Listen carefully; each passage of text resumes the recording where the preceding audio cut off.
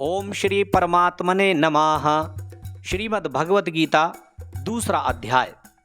संजय बोले कि पूर्वोक्त प्रकार से करुणा करके व्याप्त और आंसुओं से पूर्ण तथा व्याकुल नेत्रों वाले शोक युक्त उस अर्जुन के प्रति भगवान मधुसूदन ने ये वचन कहा। हे अर्जुन, तुमको इस विषम स्थल में ये अज्ञान किस हेतु से प्राप्त हुआ? क्योंकि ये ना तो श्रेष्ठ पुरुषों से आचरण किया गया है, ना स्वर्ग को देने वाला है, ना कीर्ति को करने वाला है। इसलिए हे अर्जुन, नपुंसकता को मत प्राप्त हो, ये तेरे योग्य नहीं है। हे परंतप, तुच्छ हृदय की दुर्बलता को त्याग कर युद्ध के लिए खड़ा हो। तब अर्जुन बोले कि हे मधुसूदन, मैं रणभूमि में भीष्म पितामह और द्रोणाचार्य के प्रति किस प्रकार वर्णों से युद्ध करूंगा? क्योंकि हे अरिसूदन, वे दोनों ही पूजनीय हैं। इसलिए इन महानुभाव गुरुजनों को न मारकर इस लोक में भिक्षा का अन्न भी भोगना कल्याणकारक समझता हूँ।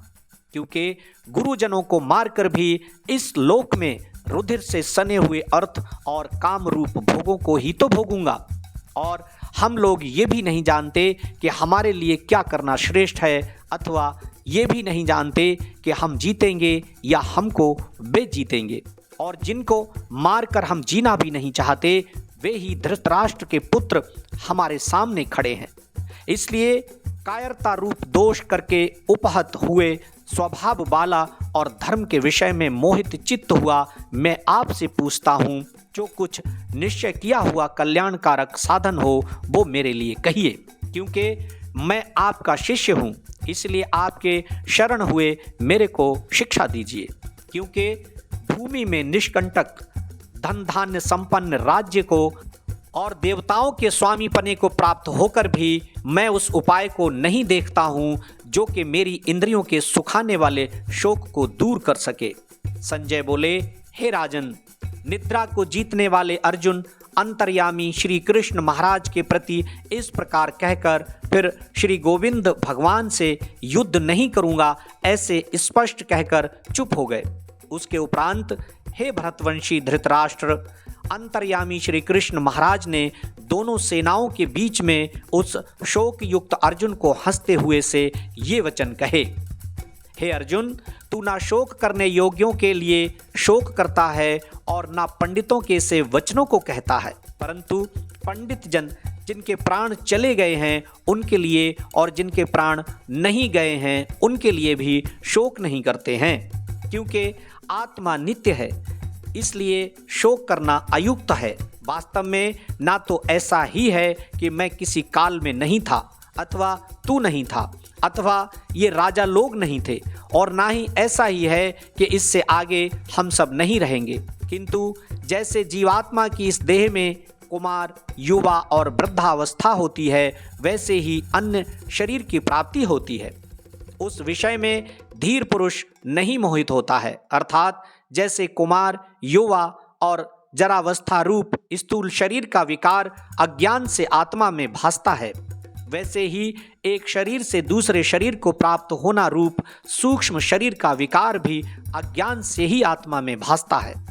इसलिए तत्व को जानने वाला धीर पुरुष इस विषय में नहीं मोहित होता है। हे कुंती पुत्र, सर्दी, गर्मी और सुख दुख को देने वाला इंद्रिय और विषयों के संयोग तो क्षणभंगुर हैं और अनित्य हैं। इसलिए हे भरतवंशी अर्जुन, उनको तू सहन कर। क्योंकि हे पुरुष श्रेष्ठ, दुख सुख को समान समझने वाले जिस धीर पुरुष को ये इंद्रियों के विषय व्याकुल नहीं कर सकते, वो मोक्ष के लिए योग्य होता है। और हे अर्जुन, असत वस्तु का तो अस्तित्व नहीं है और सत का अभाव नहीं है। इस प्रकार इन दोनों का ही तत्वज्ञानी पुरुषों द्वारा देखा गया है। इस न्याय के अनुसार नाश रहित तो उसको जान कि जिससे ये संपूर्ण जगत व्याप्त है। क्योंकि इस अविनाशी का विनाश करने को कोई भी समर्थ नहीं है। और इस नाश रहित अप्रमेय नित्य स्वरूप जीवात्मा के ये सब शरीर नाशवान कहे गए हैं। इसलिए हे भरतवंशी अर्जुन, तू युद्ध कर। जो इस आत्मा को मारने वाला समझता है तथा जो इसको मरा मानता है, वे दोनों ही नहीं जानते हैं क्योंकि ये आत्मा ना मारता है और ना मारा जाता है। ये आत्मा किसी काल में भी ना जन्मता है और ना मरता है, अथवा ना ये आत्मा हो करके फिर होने वाला है, क्योंकि ये अजन्मा, नित्य, शाश्वत और पुरातन है। शरीर के नाश होने पर भी ये नाश नहीं होता है। हे प्रथापुत्र अर्जुन, जो पुरुष इस आत्मा को नाश रहित, नित्य, अजन्मा और अव्यय जानता है, वो पुरुष कैसे किसको मरवाता है और कैसे किसको मारता है। और यदि तू कहे कि मैं तो शरीरों के वियोग का शोक करता हूँ, तो ये भी उचित नहीं है, क्योंकि जैसे मनुष्य पुराने वस्त्रों को त्याग कर दूसरे नए वस्त्रों को ग्रहण करता है, वैसे ही जीवात्मा पुराने शरीरों को त्याग कर दूसरे नए शरीरों को प्राप्त होता है।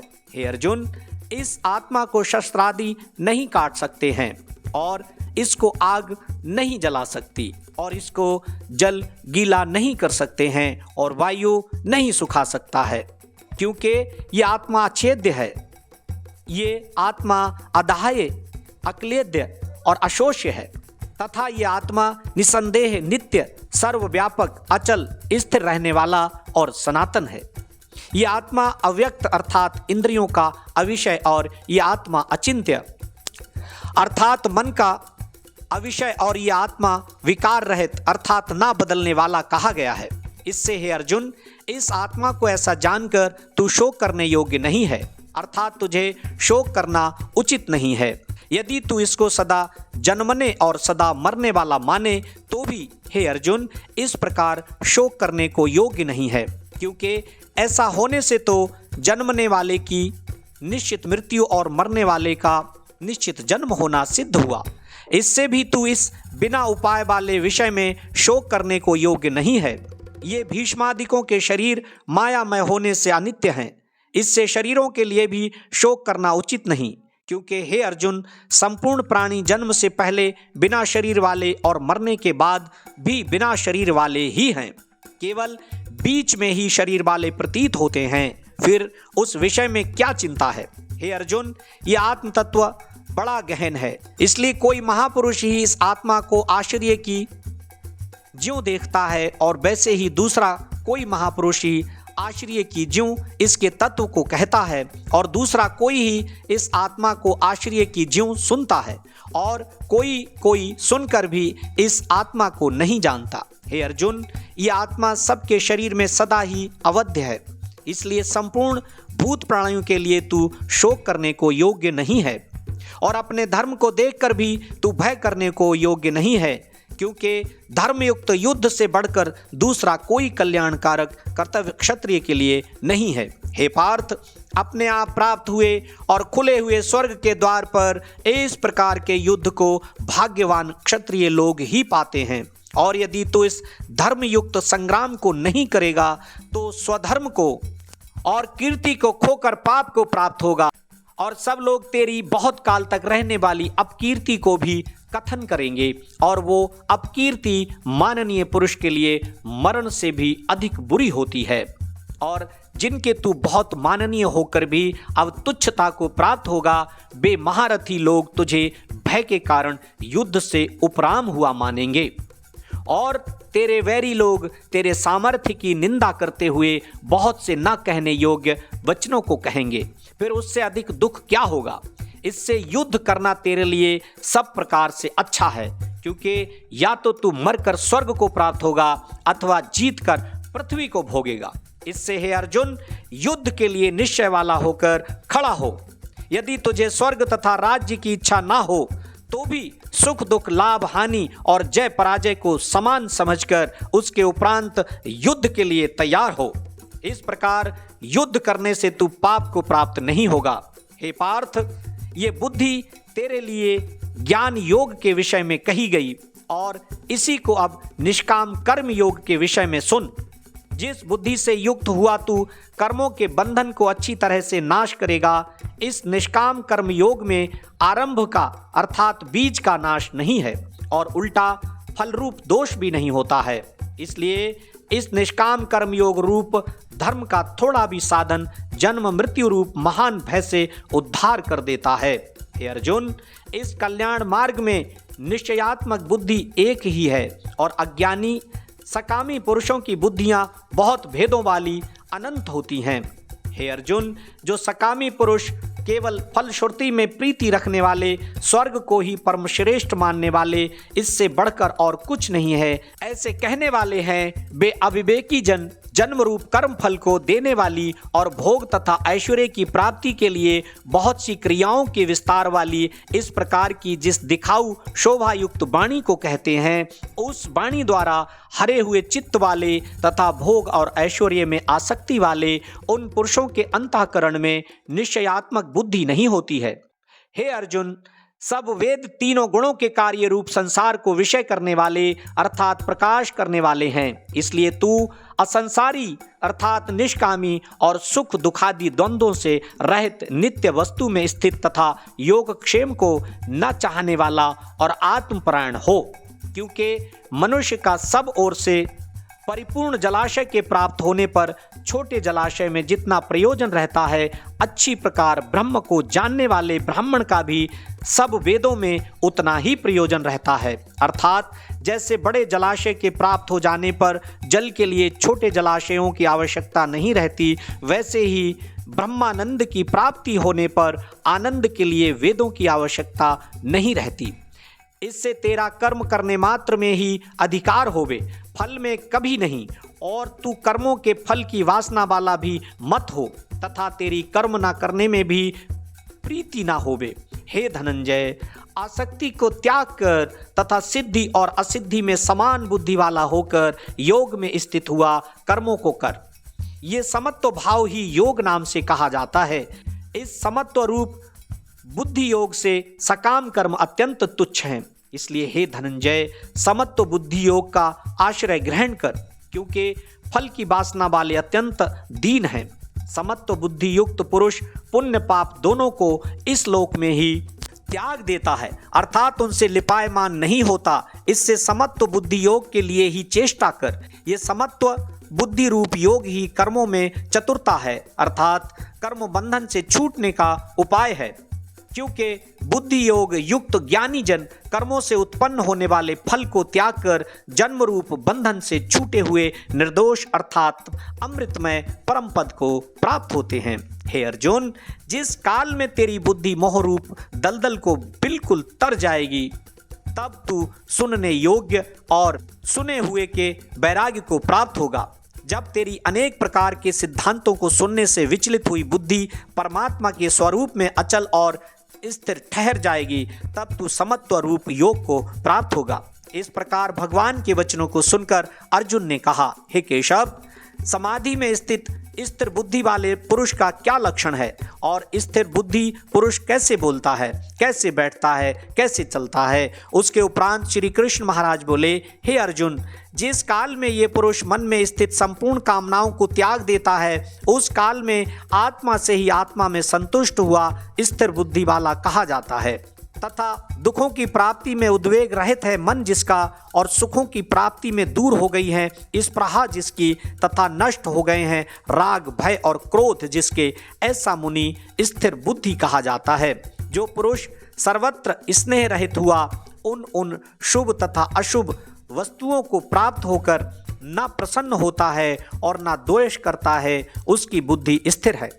और कछुआ अपने अंगों को जैसे समेट लेता है, वैसे ही ये पुरुष जब सब ओर से अपनी इंद्रियों को इंद्रियों के विषयों से समेट लेता है, तब उसकी बुद्धि स्थिर होती है।